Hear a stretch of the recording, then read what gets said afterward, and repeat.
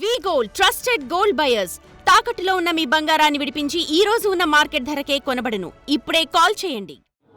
Hyderabad MP Asaduddin ఓవైసీని कांग्रेस जुबली हिल्स अभ्यर्थी नवीन यादव कल सर माట్లాడే प्रयत्न చేద్దాం. सर दो दिन में फाइनल कर दूं बोले, अब नवीन यादव से मिले, नवीन यादव को सपोर्ट कर रहे हैं या आप कैंडिडेट है?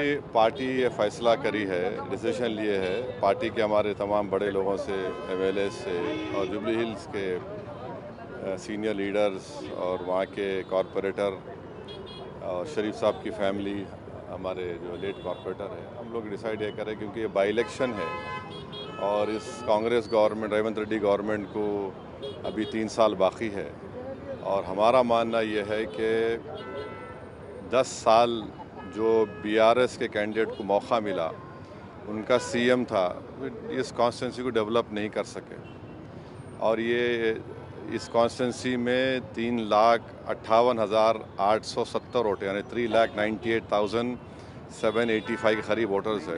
हाँ, तो यहाँ पर डेवलपमेंट ज़रूरी है और जुबली हिल्स में डेवलपमेंट के लिए, क्योंकि अब ये बाई इलेक्शन है, ये रिज़ल्ट की वजह से तो कोई गवर्नमेंट गिरने वाली नहीं ना, गवर्नमेंट बनने वाली है और 10 साल यहाँ की जनता ने बीआरएस कैंडिडेट को मौका दिया, वो कंप्लीट फेलियर साबित हुए। और दूसरी बात यह है कि ये बाई इलेक्शन नहीं होता था अगर बीआरएस लीडरशिप उनके लेट एमएलए को टिकट नहीं देती, क्योंकि 2023 में वो बीमार थे, सब जानते थे, मगर उसके बावजूद भी आप उनको टिकट दिए। तो यहाँ पर जो अभी इलेक्शन है, सेंटिमेंट क्या है? डेवलपमेंट का है, जुबली हिल्स डेवलपमेंट का सेंटिमेंट है। 3,98,000 वोटर्स का सेंटिमेंट है, एक कैंडिडेट का सेंटिमेंट नहीं है यहाँ पर। तो उम्मीद करते हैं कि यहाँ पर एक अच्छा डिसीजन आएगा जिससे जुबली हिल्स में इतने बड़े स्लम्स है, हर वार्ड में civic communities, sewerage line, storm water drain, anganwadi centres, hospital, ख़बरस्तान की ज़रूरत है। तो मैं समझता हूँ कि ये एक अच्छा मौका है इस कॉन्स्टिट्यूंसी को डेवलप करने का, क्योंकि 3 साल अभी है इस गवर्नमेंट का, ये बाई इलेक्शन है। बीआरएस तो बिल्कुल नाकाम साबित हुई 10 इयर्स में और उन्हीं के पार्टी के कई लोगों को दबाया गया और उनको मजबूर किया गया कॉन्स्टिट्यूंसी छोड़ने के लिए। तो हमारा एमआईएम पार्टी इस इलेक्शन में हिस्सा नहीं लेगी। बीआरएस यहाँ पर जुबली हिल्स के डेवलपमेंट के लिए हम उम्मीद करते हैं कि एक अच्छे कैंडिडेट को सपोर्ट करेंगे। आप कैंपेन करेंगे सर जुबली हिल्स में? नहीं, मैं कैंपेन नहीं करूँगा।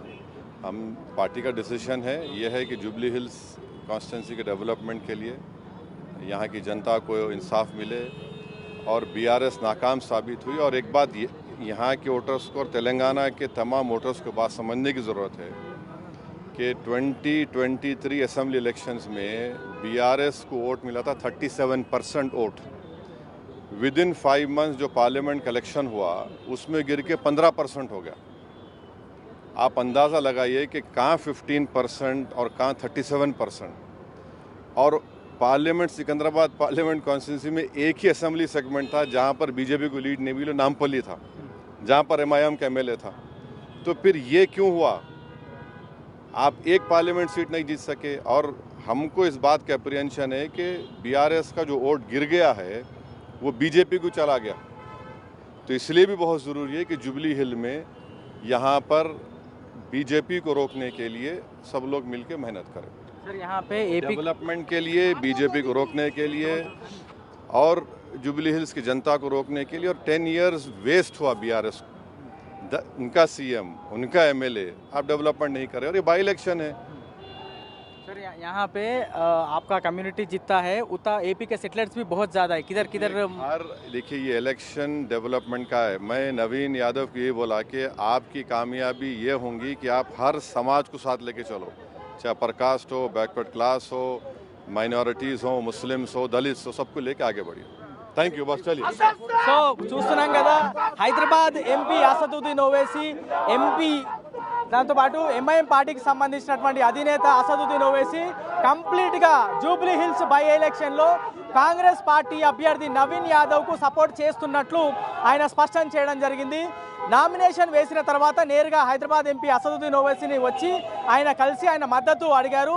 పార్టీలో పూర్తి స్థాయిలో చర్చించిన తర్వాత నవీన్ యాదవ్కి సపోర్ట్ చేయాలని ఎంఐఎం పార్టీ డిసైడ్ అయింది అనేది హైదరాబాద్ ఎంపీ చెప్పేటువంటి ప్రయత్నం చేస్తున్నారు. దాంతోపాటు ఇది బై ఎలక్షన్ మాత్రమే, రాబోయే రోజుల్లో కూడా ఇదే విధంగా జూబ్లీహిల్స్ డెవలప్మెంట్ కోసం ఎంఐఎం పార్టీ కాంగ్రెస్ పార్టీ కలిసి కట్టుగా పనిచేస్తుంది. హైదరాబాద్ డెవలప్మెంట్కు జూబ్లీహిల్స్ డెవలప్మెంట్కు కలిసికట్టుగా ముందుకు వెళ్తామనేది హైదరాబాద్ ఎంపీ చెప్పేటువంటి ప్రయత్నం చేస్తున్నారు. క్యాంపెయిన్ ఏమైనా చేస్తారని అడిగినప్పుడు క్యాంపెయిన్ అట్లాంటివి ఏమీ చేయను, కానీ పూర్తిగా సంపూర్ణ మద్దతు కాంగ్రెస్ అభ్యర్థి నవీన్ యాదవ్కు ఎంఐఎం ప్రకటిస్తుందనేది హైదరాబాద్ ఎంపీ చెప్పేటువంటి ప్రయత్నం చేస్తున్నారు. సో ఓవరాల్గా మాత్రం నామినేషన్ ప్లేస్కి వచ్చిన తర్వాత ఆయన నవీన్ యాదవ్ బయటికి వచ్చి నేరుగా ఎంఐఎం అధినేత అసదుద్దీన్ ఓవైసీని కలిసి మద్దతు అడగడంతో వెంటనే మేము ఆల్రెడీ పార్టీలో చర్చించుకున్నాము, బేషరతుగా మీకు మద్దతు ప్రకటిస్తున్నాము అనేటువంటి అంశాన్ని చెప్పారు. బీఆర్ఎస్తో పాటు బీజేపీ రెండూ కూడా లోపాయకారి ఒప్పందం చేసుకున్నట్టుగా కనిపిస్తుంది అనేది పిక్చర్ చూస్తే అర్థమవుతుంది అనేది ఆయన చెప్పేటువంటి ప్రయత్నం చేస్తారు. మరి చూడాలి, నామినేషన్లకు సంబంధించిన ప్రక్రియ కొనసాగుతుంది. ఈ నెల 21వ తారీఖున వరకు నామినేషన్లకు సంబంధించిన ప్రక్రియ ఉండబోతుంది. కాంగ్రెస్తో పాటు బీఆర్ఎస్కి సంబంధించినటువంటి అభ్యర్థులు ఇద్దరు కూడా నామినేషన్ దాఖలు చేశారు. ఇండిపెండెంట్ క్యాండిడేట్లు దాదాపుగా 54 మంది నామినేషన్లు ఇప్పటివరకు దాఖలు చేశారు.